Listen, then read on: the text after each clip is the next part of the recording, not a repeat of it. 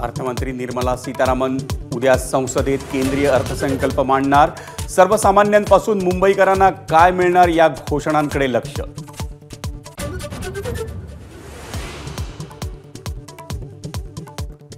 कुलाबा मतदारसंघातील शिवसैनिकांनी रोखला मुख्यमंत्री एकनाथ शिंदेंचा ताफा।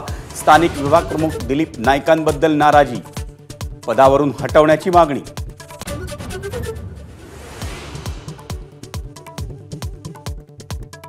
विधानसभा निवडणुकीच्या पार्श्वभूमीवर राज ठाकरेंकडून विविध मतदारसंघांचा आढावा, नेमलेल्या निरीक्षकांसोबत खलबत।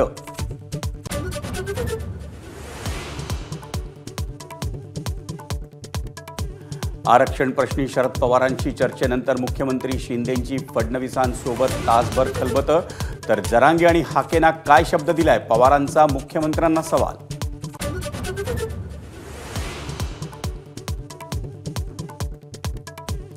पालघरमध्ये कोसळलेल्या मुसळधार पावसामुळे नद्यांना पूर, धरणंही ओव्हरफ्लो।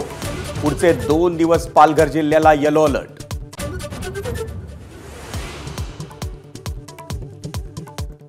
मुंबईला पाणी पुरवठा करणाऱ्या 7 धरणांमध्ये मिळून 47% पाणीसाठा। तुळशी धरण ओव्हरफ्लो, तर तानसा विहान धरणात 80% पाणीसाठा।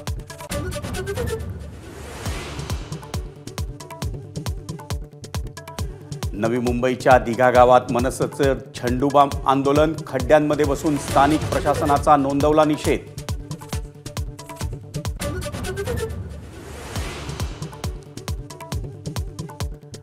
मुंबई क्रिकेट असोसिएशनच्या अध्यक्षपदासाठी उद्या चुरशीची निवडणूक। उपाध्यक्ष संजय नाईक आणि सचिव अजिंक्य नाईक असा थेट सामना।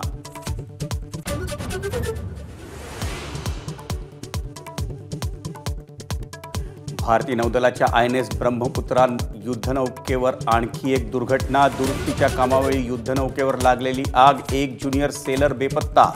युद्धनौका कलंडली।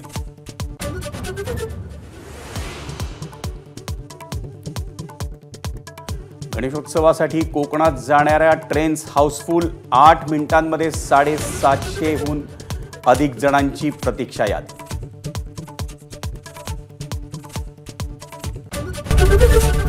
एबीपी माझा, उघडा डोळे बघा नीट।